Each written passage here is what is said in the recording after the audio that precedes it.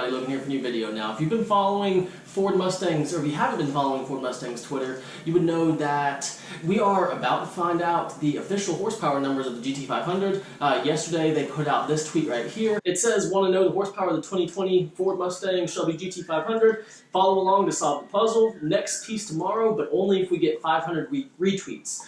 So it got 754, so of course today they released another tweet, and this one says, introducing the greatest level of performance of the best-selling sports coupe in the world.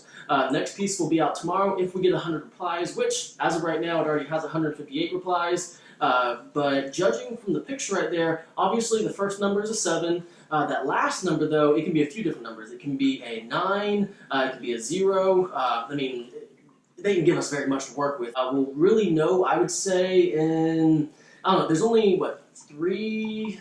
I'd say 3. There's only 3 pieces missing right now from the puzzle.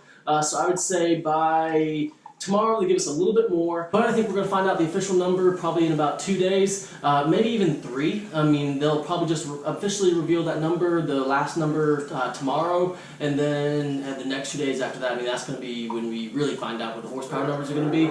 But I just think it's awesome that we are going to know for sure the horsepower numbers of the GT500 by the end of this week or in the next few days. So if you aren't following their Twitter, definitely go follow them. I don't know, I'm just excited that we finally got a little bit of GT500 news. We haven't gotten anything in a few months now, because the car's going to be out either later this year or early next year, so they're going to have to start releasing some official torque, horsepower numbers, the quarter mile times, top speed. I mean, I can't wait, and this is a great time to be a Ford fan. But what do y'all think the horsepower number is going to be around? I personally think it's going to be around the 770, 780 horsepower range. I couldn't imagine them going into like 790 or close to 800, and all that on a dual clutch transmission. I mean, yeah, it kind of sucks that we don't have the manual GT500 anymore, but with the dual clutch, I mean, it's going to kill the quarter mile times, and this will really help the car be more of like a road course too. So on the Nürburgring, I'm curious to see what that time is going to be too, if you'll actually be able to beat the ZR1. But guys, I really do hope you enjoyed this video. If you did, please like and please subscribe. And as always, have a great day.